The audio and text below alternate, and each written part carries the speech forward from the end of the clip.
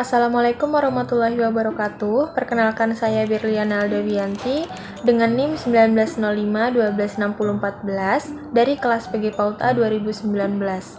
Video ini saya buat untuk memenuhi tugas mata kuliah pembelajaran ICT anak usia dini. Di sini saya akan membahas tentang CTML atau CTML yang merupakan singkatan dari Cognitive Theory of Multimedia Learning atau yang biasa disebut dengan teori kognitif pembelajaran multimedia. Teori ini dicetuskan oleh Richard E. Meyer. Teori ini merupakan teori yang memberikan kontribusi besar dalam pembelajaran berbasis komputer. Teori ini juga mencoba untuk mengatasi masalah bagaimana menyusun struktur pembelajaran multimedia dan menggunakan strategi kognitif yang lebih efektif sehingga dapat membantu orang belajar secara efisien. Teori kognitif pembelajaran multimedia merupakan teori yang menekankan pada penggunaan multimedia agar proses kognitif yang terjadi di dalam otak akan menjadi lebih optimal. Seseorang cenderung dapat memahami sesuatu lebih mudah, tidak melalui kata-kata saja, melainkan didukung oleh media-media lain yang relevan, contohnya gambar. Richard E. Meyer dan peneliti kognitif lainnya berpendapat bahwa multimedia dapat mendukung cara otak manusia dalam belajar. Mereka menyatakan bahwa orang belajar lebih dalam melalui kata-kata dan gambar daripada hanya melalui kata-kata saja. Penggunaan multimedia dalam proses pembelajaran bertujuan untuk meningkatkan pemahaman konsep pada anak, meningkatkan motivasi belajarnya, dan juga menciptakan proses pembelajaran yang lebih bermakna. Selanjutnya ada komponen-komponen. Komponen-komponen yang ada pada Cognitive Theory of Multimedia Learning adalah word and picture, yang terletak pada multimedia presentation.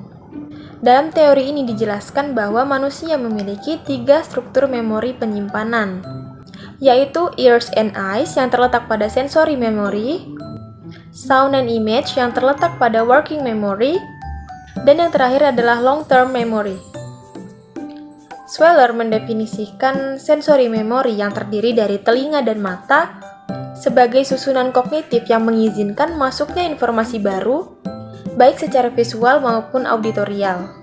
Sehingga sensory memory adalah gerbang utama masuknya ilmu. Sedangkan working memory adalah struktur kognitif yang secara sadar mengolah informasi sound and image, suara atau gambar yang didapat melalui telinga dan mata. Setelah sound sebagai representasi suara yang bisa berupa kata-kata langsung atau musik latar, dan image sebagai representasi gambar yang bisa berupa gambar, video, dan animasi diolah, maka akan menghasilkan verbal model dan pictorial model. Struktur penyimpanan yang terakhir adalah long-term memory, yang digunakan untuk menyimpan pengetahuan-pengetahuan yang didapat melalui proses terintegrasi yang terjadi sebelumnya. Selanjutnya ada prinsip-prinsip dalam teori kognitif pembelajaran multimedia. Yang pertama adalah the coherence principle, atau yang biasa disebut dengan prinsip koherensi. Dalam prinsip koherensi, semua informasi yang akan disampaikan harus melalui tahap eliminasi. Maksudnya seperti suara gambar atau kata-kata yang tidak dibutuhkan tidak perlu dimasukkan karena bisa mengganggu peserta didik. Menambahkan materi yang menarik tapi tidak sesuai atau tidak relevan dengan pembelajaran yang disampaikan bisa membingungkan para peserta didik. Yang kedua ada the signaling principle. Sinyalisasi mengurangi proses berlebihan dengan mengarahkan perhatian siswa kepada elemen-elemen kunci dalam pelajaran, serta memandu menghubungkan antara elemen-elemen kunci tersebut. Orang-orang akan belajar lebih baik ketika isyarat yang menyoroti pengorganisasian materi penting ditambahkan. Yang ketiga ada the redundancy principle. Prinsip redundansi menyatakan bahwa peserta didik bisa melakukan pembelajaran dengan lebih baik apabila hanya terdapat animasi dan narasi. Redundansi ini bisa disebut dengan duplikasi atau adanya pengulangan kata yang sama dan bisa juga berarti sebagai kelebihan makna. Mengeliminasi materi-materi yang bersifat redundan, menghilangkan narasi dan teks yang bersifat identik merupakan cara yang tepat agar peserta didik dapat melakukan pembelajaran dengan baik. Yang keempat ada the Spatial Contiguity Principle. Prinsip ini menyatakan bahwa peserta didik belajar lebih baik dari gambar yang langsung diberikan keterangan. Jika kata dan gambar yang berhubungan disajikan berdekatan, siswa tidak perlu menggunakan daya kognitifnya untuk mencari fokus pelajaran visual pada layar. Dengan demikian, sangat mungkin bagi peserta didik untuk dapat merangkai keduanya dalam memorinya pada satu waktu yang sama. Orang-orang belajar lebih baik ketika kata-kata dan gambar yang sesuai ditempatkan berdekatan satu sama lain. Lalu yang kelima ada the Temporal Contiguity Principle. Prinsip ini menyatakan bahwa peserta didik lebih baik ketika memahami sesuatu dengan kata-kata dan gambar yang disajikan secara simultan atau serempak. Lalu ada the Segmenting Principle. Segmentasi merupakan prinsip yang sangat sederhana, di mana kita hanya membagi segmen yang lebih luas menjadi segmen-segmen yang lebih kecil.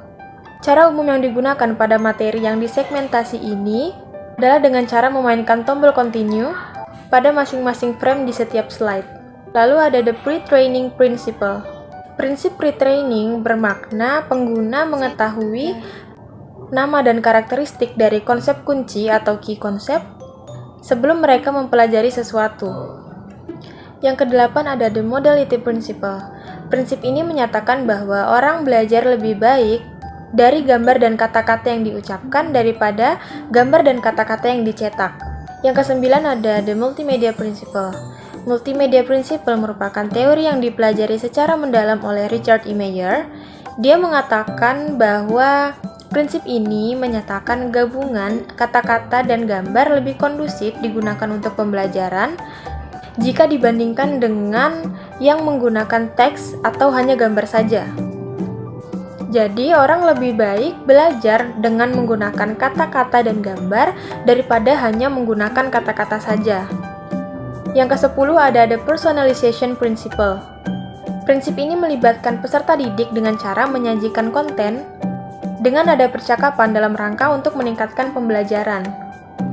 Jadi orang belajar lebih baik dari presentasi multimedia ketika kata-kata ini dikemas dalam gaya percakapan daripada gaya formal.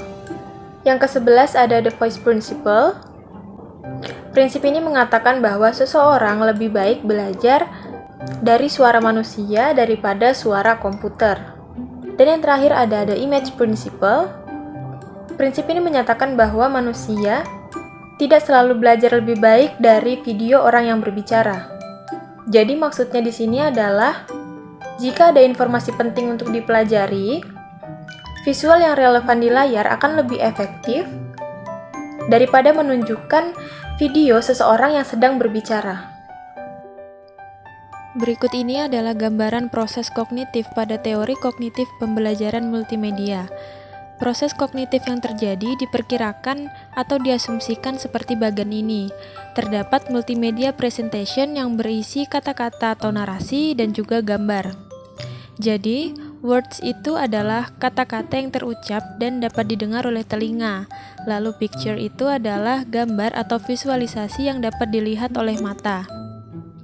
Maka dari itu, pictures atau gambar akan menuju ke sensor mata, lalu words atau kata-kata menuju ke sensor mata dan telinga, karena words atau kata-kata ini terbagi lagi menjadi lisan dan tertulis.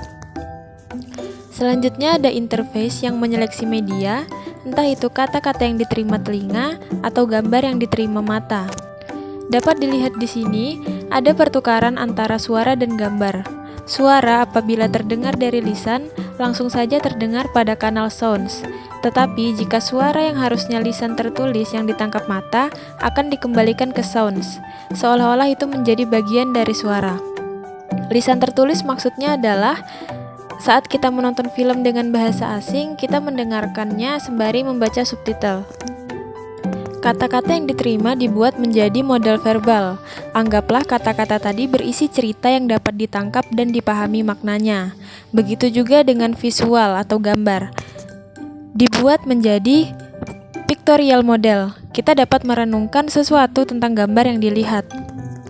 Lalu model verbal dan model pictorial diintegrasikan dan ditambah dengan ingatan atau pengetahuan lama yang sudah tersimpan dalam memori jangka panjang. Jadi, suara dan gambar yang kita terima akan dibentuk model verbal dan piktorialnya, lalu diintegrasikan dengan pengetahuan sebelumnya sehingga menjadi informasi baru atau berpotensi menjadi pengetahuan baru, tergantung prior knowledge-nya, menerima, menolak, atau mengintegrasikan dengan memori sebelumnya. Demikian yang dapat saya sampaikan. Apabila terdapat kesalahan dan kekurangan dalam penyampaian saya memohon maaf. Wassalamualaikum warahmatullahi wabarakatuh.